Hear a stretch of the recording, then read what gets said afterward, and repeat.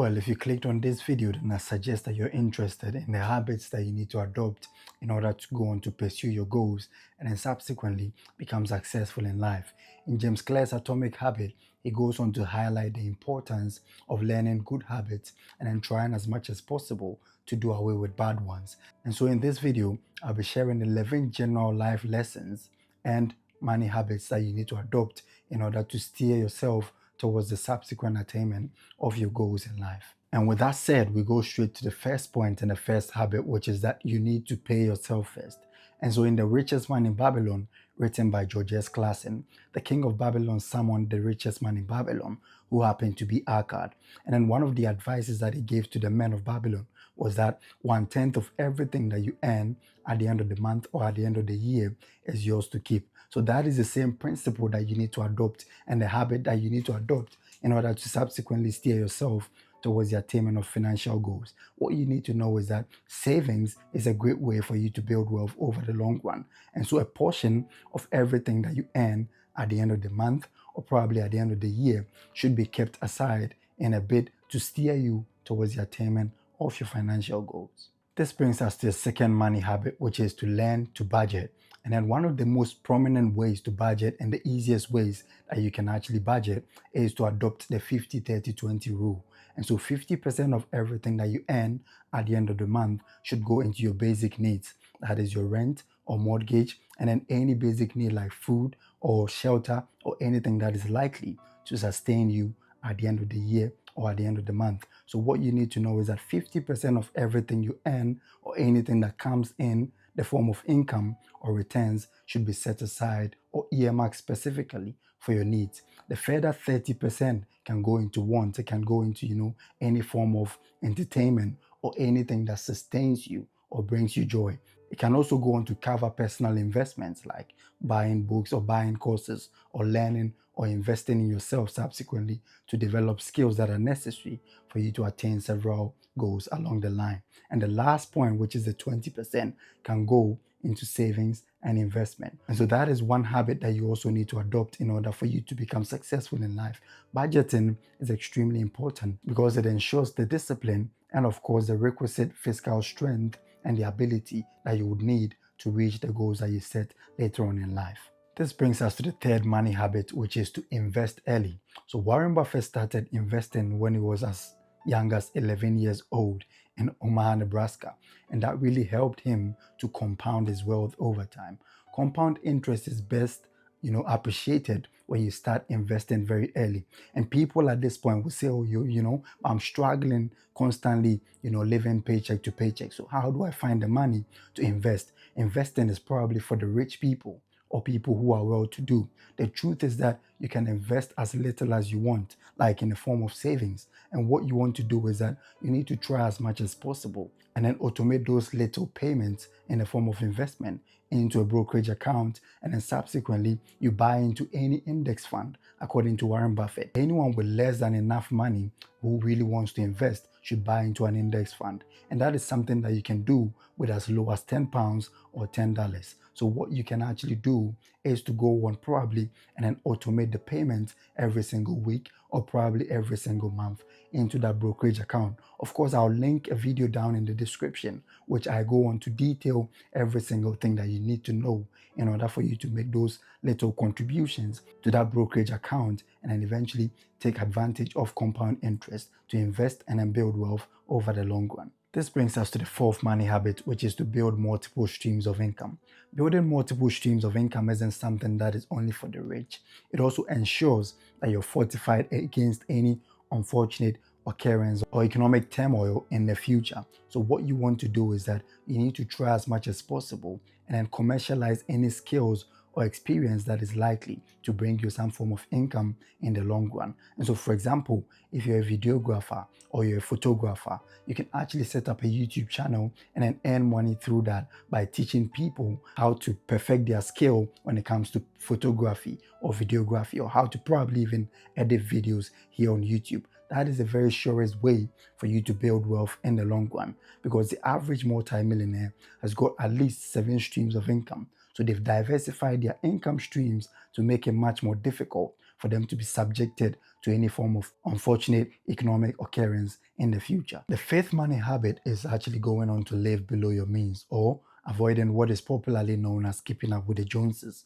So you don't want to spend more than you earn, because that is a recipe for financial disaster subsequently in life. What you want to do instead is to live below your means. And what you can actually adopt, or the principle that you can adopt to ensure this, is budgeting. So just like we stated earlier in point 2, habit 2 actually goes on to teach us how to manage our finances through budgeting. So 50% goes to your needs, and the further 30% goes to your wants, and the remaining 20% can go into servicing debt, or probably even investment or savings. That is the surest way for you to build wealth. This brings us to the sixth money habit, which is to avoid bad debt. So the truth is, people tend to mix this concept up.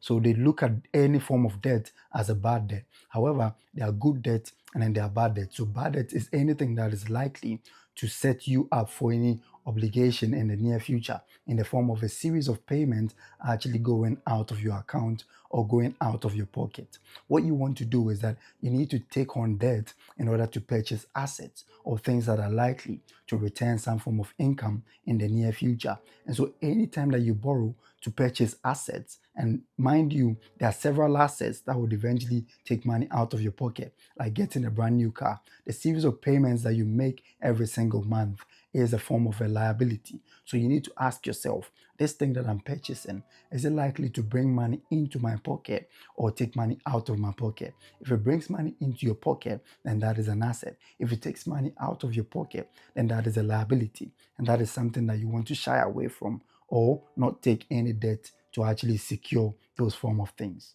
This brings us to the seventh life habit, which is to prioritize your health. And so in the 7 habits of highly effective people, Stephen Covey goes on to say that people tend to focus so much on their goals that they ignore the systems and sometimes even themselves in the pursuit of that goal. So he breaks that goal down into 2 things. That is the goal that you want to achieve, that is a production, and the production capability, which in some cases might mean you or the systems that you have to adopt in order to reach that goal. So sometimes people are so obsessed with the attainment of the goal that they ignore whatever they have to do, or probably even their health, in the pursuit of that goal. So for instance, people go on to pursue money at the expense of their health. So he goes on to advise in the 7 habits of highly effective people that in as much as you may be focused on the goal, you also need to focus on your health, or things that are likely to sustain you to eventually see the realization of that goal. So don't kill the goose that actually lay the golden eggs. So in pursuit of that golden eggs, you go on to kill the goose that does lay those eggs. So focus and feed that goose, and then subsequently you'd keep on realizing the gains through the golden eggs that the goose would lay. This brings us to the 8th life habit, which is to network and build relationships. So Napoleon Hill goes on to say that a mastermind group is a group that you can actually fall on or learn a couple of things from in order for you to achieve success. So one of the greatest people in life is Henry Ford. But Henry Ford himself didn't have any form of formal education. Instead, he surrounded himself with people that helped him and gave him several contributions that eventually steered him towards the attainment and the success that he saw in the automotive industry. What you need to know is that you don't necessarily have to possess everything that you need in life in order for you to become successful. He himself wasn't an entrepreneur, and he wasn't even an engineer to any extent. However, he was able to surround himself with the best of engineers and the best of talents, which eventually saw him going on to achieve every single goal that he set out to achieve in his life. This brings us to the 9th life lesson, which is to learn to say no to people and to bad opportunities. So the greatest way for you to actually steer yourself towards success is to learn to say no.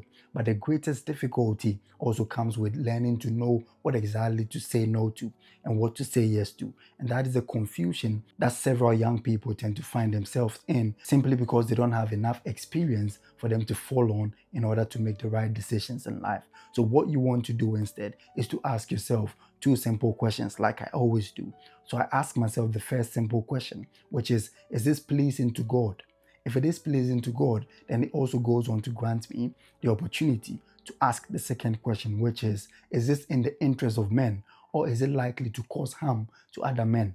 If it is likely to cause harm to mankind, then it is something that you want to shy away from. And of course, if it doesn't please God, then it is something that generally you don't even want to do. So those are the two questions that I actually tend to in order to learn or to exercise my decision to say no or yes to opportunities and to people altogether. This brings us to the 10th life lesson, which is to set clear financial goals. So anytime that you set clear financial goals and then you go on to develop actionable steps or tips on how to achieve those goals, and of course you go on to write them down, it makes it much more easier for you to achieve those goals. So what you want to do is that you need to set specific goals and then go on to action them out or break them down into tiny pieces that would make it easier for you to track your progress and then subsequently get the right motivation to get yourself to stay the course and to stay disciplined towards the attainment of that goal. For example, if your goal is to save, make it much more simpler and make it much more specific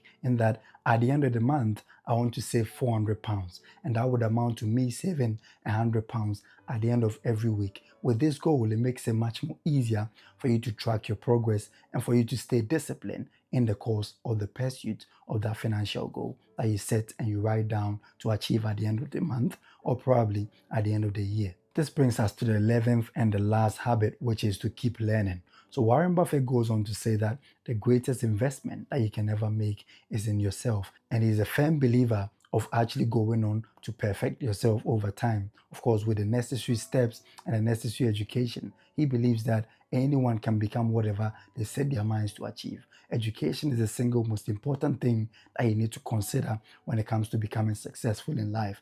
And anytime that we talk about education, people tend to just limit it to formal education or probably going to college or going to uni and then gaining a master's degree or whatever degree that is necessary for you to become successful in life. What you have to know is that self-education is also an option. So listen to podcasts, listen to great people, listen to interviews, watch the news, try as much as possible, and then learn new concepts that would eventually help you or position you a step closer towards the attainment of your financial goals or whatever goal that you set yourself to achieve in life. Thank you.